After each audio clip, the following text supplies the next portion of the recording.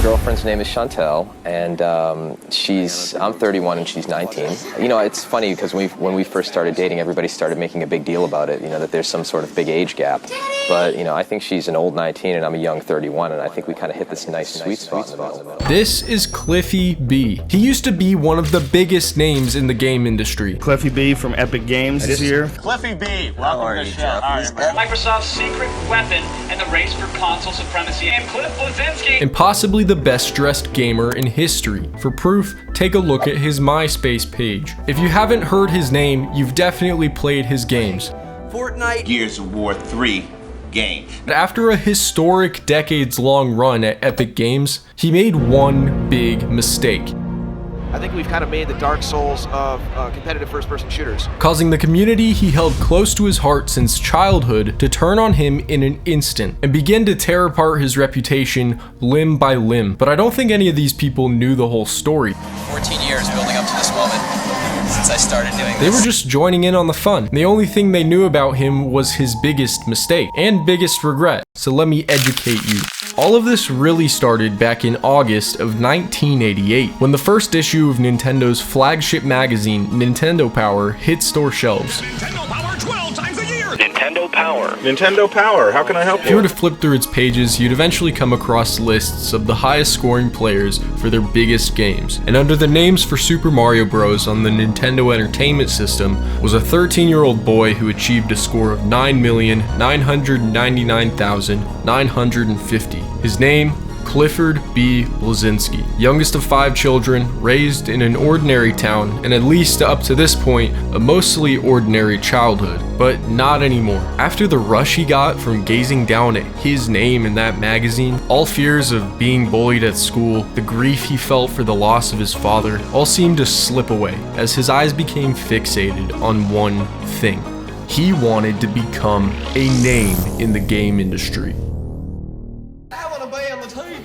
His first major step came in the form of a game called Dare to Dream, which he sent over to a man named Tim Sweeney, the CEO of a company called Epic Mega Games, who would later go on to make the game Dauntless. At the surface, the game was a point-and-click adventure about a boy trying to escape his dream, but as Cliff elaborated in his book, it's actually more so a therapeutic endeavor about his father who passed away. Since no one else wanted to buy his game, he didn't expect a reply, but he did get one from Tim, filled with criticisms, but eventually an offer. And it was released as a major flop. As Tim had said to him, the ideas were just too weird for a general audience. To Dare to Dream, which was my opus that failed when I was an angst-ridden teenager. But then I learned from my mistakes. He kept working at Epic Mega Games, eventually making one of the company's first ever hits, Jazz Jackrabbit, a mascot platformer set in a world where the tortoise and the hare from Aesop's fables are still added. This was at a time when Mario had Nintendo and Sonic had Sega, but there wasn't anything for the PC yet, and this had taken that spot for a time, giving Cliff enough money to buy his own apartment, and proving to the staff at Epic Mega Games that he had good ideas. This is also around the time when College Dropout became his official occupation. We did Unreal. The entire time Cliff had been working at Epic Mega up to this point, Tim Sweeney had been hiding something big. He had been cooking, and he was finally ready to let Cliff play around with his new baby. A revolutionary tool that would open the art of 3D game making to the masses. Cliff recounts the memory saying, "It was unreal. The engine, it was the game engine." Now Tim wanted to make a game with it. That's where Cliff and the rest of the team came in. And Cliff especially saw this as a chance to prove himself as a real deal, worthy of a real salary. At the time, first-person shooters had taken over. Quake, Wolfenstein 3D, Duke Nukem, Doom. And Cliff thought, what if we mix those games with Linkin Park? Cliff, what the fuck does that even mean? Wait, why am I in a kill cam? And it worked. It blew everybody away, both players and people working in the industry. Thanks to their new Unreal Engine, they were able to set themselves miles ahead of their competitors in the graphics department, and thanks to Cliff, in the badass department as well. What Cliff's work on Unreal really did was showcase to the team his ability to make things cool. Hey, which one's the energy one? In November of 2000, PC Gamer released an article called Meet the New Gaming Gods, which featured a conversation and photo shoot featuring Cliff and other prominent game developers. And when asked what he thinks it takes to get a job in the game industry, he simply parrots a quote made by Tim Sweeney, who sums it up in 3 words: make cool shit. Cliff saw people like Hideo Kojima rising to the level of superstardom for proving that it's possible to make games with your metaphorical sunglasses on, and he wanted that. So following the release of Unreal, Cliff really started to solidify his public persona, taking to the internet with his high school nickname, Cliffy B. Cliffy B could be frequently spotted hanging around the Unreal Tournament forums, trash talking back and forth with people in multiplayer, and was genuinely considered by many players to be just one of their buddies. He even let fans in on what was going on inside the studio while they were making games, via forum posts and a website he made called Cliffy Cam, which you could compare to a just chatting live stream. Only there was no chatting going on because this was the early 2000s, so you couldn't live broadcast video, but it did update every few minutes with a new picture. But anyways, this kind of interaction between developers and players hadn't really been seen up to this point. And when you think about it, there's not even much attention paid there today, with most of these industry spokespeople spewing technology jargon you'd expect from an employee at Best Buy. Immediately recognizes customers in his vicinity, smiles and says hi. Hi. Thanks. Making sure to play it extra safe and unrelatable. We think about removing barriers. I saw the specs of this thing, I'm like, wow. I got through to they're really going for it. They're not holding anything back. A lot of available stuff that's out today. Is anybody ready to go home and download anything? No? The long-awaited game is out tomorrow and lets you build your own dinosaur-stuffed tourist trap. What could possibly go wrong? Unleash the Goldblum! I have never been fully satisfied in my entire 14-year career with any publisher's job marketing any product I've worked on. By releasing Metal Gear Solid, Hideo Kojima had solidified video games as a storytelling medium, and when Halo proved you could do this in a first-person shooter, Cliff immediately ran to the drawing board and started developing his ideas for Unreal Warfare. He was inspired by the architecture he saw on his trip to Europe and the TV show Band of Brothers to create something more gritty than his competition. He had also been deeply influenced by the Silent Hill games to explore the realm of survival horror. As they ventured forward, they ran into one small problem. You see, the game was turning out to have nothing in common with Unreal Tournament, and the attachment was limiting the changes they could make. So they changed the title to something that might be familiar to some of you. Let's crack this thing. Oh, that's funky. Okay. This is actually... Oh, this is kind of dope. That's cool right there. Now, I've never played the game, but if I were to guess what it's about based on this chainsaw meeting, I would say we need to get the chainsaw. The chainsaw to want the chainsaw. Journalist chainsawing one. You have to cut the chainsaw. There's more contention about the saw. At E3, I would rather have journalists use the chainsaw too much than not enough. It's about cutting down trees to help the environment, or whatever the game was. It was not just well received, it was big. This was really big, like Fort Dauntless big. I love that chainsaw. I had to fight for that. I had to fight for it, man. But people were getting his game's logo tattooed on their bodies. He was getting praised by the industry and even some of his idols, including Hideo Kojima and Shigeru Miyamoto, the creator of the game that set him on this path in the first place. But there wasn't much time to fool around. They had to start on a sequel that would be, quote, bigger, better, and more badass. And after some stress, time, and lots of anticipation, it came out the door swinging. 0 injured.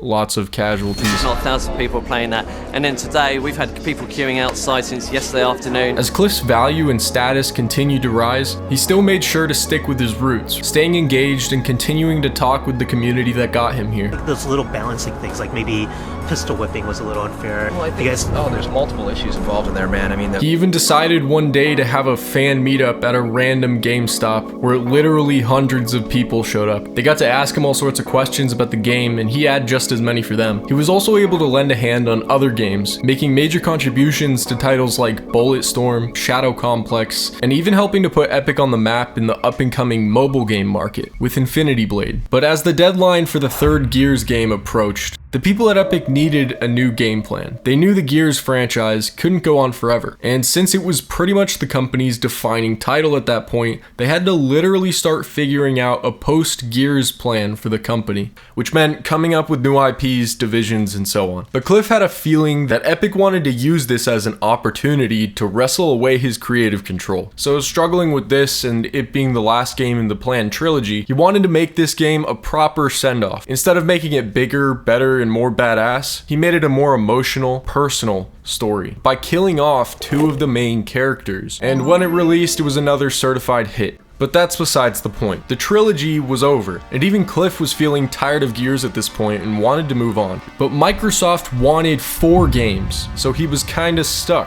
Coincidentally, around this time, Cliff was able to sit down and have a heart-to-heart chat with one of his all-time gaming heroes, Hideo Kojima. Over some drinks, Cliff asked Hideo for advice on the situation. Hideo's translator replied with something along these lines. I always think of Metal Gear Solid as both my biggest success and my biggest failure. It was like my baby, but now it has become everybody else's too. So I'm stuck making bad games I don't like, when all I want to do is make Death Stranding. You need to make your Death Stranding, Cliff. Kojima's words held a lot of weight, but they also gave Cliff a spark of hope. If he'd made a billion-dollar IP before, who's to say he couldn't do it again? Cliff decided to offload a lot of his work on the 4th Gears game to other teams, so that he could refocus his efforts to helping the company find a new IP. But when he got back to work and started pitching in, his ideas just weren't aligning with the vision Epic had for the future. To put it simply, Epic wanted to make games like this, and Cliff wanted to make games like this. So Cliff took somewhat of a back seat, and while he was there to give feedback for projects, he wasn't directing any of them. Oh, I forgot. He also says he came up with the name Fortnite. Yeah, apparently nothing to do with the old word meaning 2 weeks. It was because he used to make forts, and the game was about making a fort to survive the night, and he spent the night in the fort. I wanted to ask him, so I tried to get an interview, but I think he saw my tweet before I deleted it. Anyways, the times had changed and Cliff was feeling it. Long hours were no longer fun, so he came up with an ultimatum. He was either going to get a raise or leave the company, and he understood when Tim Sweeney, who he had been on this journey with since the beginning, drove all the way to Cliff's beach house in his Ferrari to confront him and tell him coldly, with the grace of a father figure, that payment was non-negotiable. So Cliff left Epic, and after almost 2 decades of Forrest Gumping his way through gaming history, he took some time to be at peace. Only after a while, things got a little too peaceful. He was a creative, not creating. His boredom caused him to start posting more on social media, which was the first thing to foreshadow his downfall. After deciding it was getting unhealthy, he remembered Kojima's words. If he could make a billion-dollar IP before, he could make one again. So Cliff started brainstorming and eventually landed on an idea about a post-apocalyptic world where the moon crashed into the Earth. Guys, the moon is crashing. This is definitely not normal. I think it's getting closer. So now the Earth doesn't follow the rules of gravity? Yeah. Anyways, he had some concept images made, which he put out to the public along with the code name Project Blue Streak, mainly to see if people would even be interested in the prospect of him making a new game. And to his surprise, they were. So he called out to a bunch of his old friends from the past to see who would want to join him. One of the first being a guy named Ariane Brousset, a lead programmer from all the way back on his first hit, Jazz Jackrabbit. Ariane would sort of become Cliff's right-hand man, and together as founder and co-founder, they formed Boss Key Productions. As they started a recruiting phase and trying to find a publisher, Cliff made his first major slip-up. He made it clear to people that this would be a Cliff project. He wanted to be the person coming up with all the ideas and having the ultimate say in things, which he admits resulted in a lot of poor, uninformed choices being made. They eventually secured a publishing deal with Nexon, you know, Maple Story, and decided to call their new game Lawbreakers. You might have heard of Lawbreakers because it was a colossal flop, like mainstream news-worthy flop. And there's a few reasons why. To explain the first, let me rattle off the key gameplay features. In other words, what do you do in this game? It's an arena shooter like Quake or Doom, where there's health pickups and stamina pickups. The movement plays a big part. It's more skill-based than something like Call of Duty. The matches revolve around 2 teams struggling over some kind of objective, And lastly, the players can select from a roster of characters. Each comes equipped with their own fun personality and unique abilities that allow them to fulfill certain roles on the team. Okay, do you see the problem? The Overwatch accusations were unavoidable. Yeah, I mean, you talked about CSGO. Are there other shooters from the multiplayer experience that you really take inspiration from? Like, what are some of the things you're really trying to capture? Just imagine, you build your entire company around this game, only for billion-dollar battle-hardened Blizzard to drop this trailer. Hey, Cliff, you see this Overwatch shit? And restoring liberty to all nations. So this isn't Overwatch. No. Are you serious right now? Is Paladin. Okay, everyone, right now I need you all to stay calm. This game looks like it's made for fucking babies. Whoa, slow down. There is no need to be heated right now.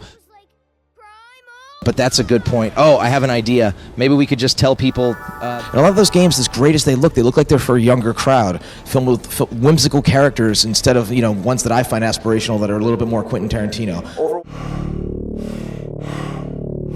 Overwatch feels like it's kind of skewed, towards a kind of an anime fan type vibe, right? It seems like those kind of games were so overdone at that point that they had to just rely on marketing to make their games sound unique. You can especially tell in this clip right here that the idea pool had just run completely dry. So we're actually happy that there's games like that, Overwatch and Gigantic out there, so we can actually look at what they're doing and specifically say, let's not go in that direction. He basically just pulled a, everything our competition is doing, Lawbreakers is not that. Firstly, that's against the rules. You can't do that move. That's a law break. Number two, how could you possibly guarantee something like that? They're both hero shooters. We may have very well made the Dark Souls of shooters.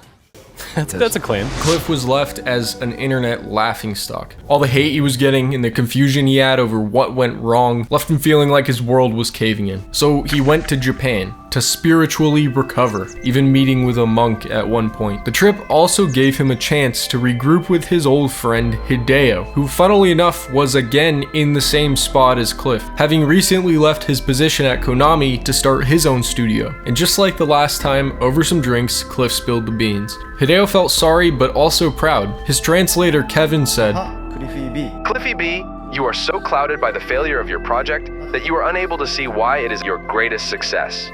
You, Cliff, have just taken the most admirable risk any artist can take. You left the comfort of Epic Games to follow your gut's calling. It is for that reason I want you to be in my game Death Stranding. Can you please come to see my studio so I can scan you into my game? Please? Although Cliff didn't accept Hideo's request to be a part of his disgusting digital library of celebrities. I'm serious. What is this guy planning? But he did feel a lot better now. And it seemed after a while everyone else was feeling good too. But apparently during that small hiatus, no one learned anything. Radical Heights. Yeah, does this remind you guys of any billion-dollar franchise in particular? I mean, you guys see the game, right? Do I really need to explain? Instead of making a game that would later be a part of an oversaturated genre, they just cut to the chase. As Cliff tells it, they quite literally said, F it. After seeing battle royale games like PUBG and Fortnite being able to generate billions of dollars off these janky, bug-infested builds, and then these bugs and unpolished edges going on to make them even more popular via Twitch streamer funny moments, Cliff and the rest of the team saw it and thought the same thing. We can make a shitty game too. So they do. They made this game in 4 months, releasing it with all bugs and glitches still intact, which would come back to haunt them later. And even though it was an unpolished, ugly mess, it managed to surpass Lawbreaker's maximum player count within days, and like no marketing. After seeing moderate success as the game people would play when Fortnite servers were down, people started to gradually lean away after a sudden influx of hackers because they shipped their game without cheat protection. Cliff kept fighting to keep Boss Key afloat until the day their lease on the building was up for renewal. Many of their employees had left for other jobs, including Ariane Brousset, who funnily enough was taken by Epic Games. And with no bad blood in the air, Cliff felt this was a good place to leave off, and announced that he would be closing his studio and that he was done making games. for good this time. But hey, at least he did it. Not many people could say they started their own company to make their own game after leaving their comfy six-figure job. Then after that game turned them into the internet's punching bag for a month, they run back in to do it a second time when he didn't have to do any of this to start with. He would have been fine just chilling with his Epic Games money, but he followed his heart. That's balls, people. Have some damn respect.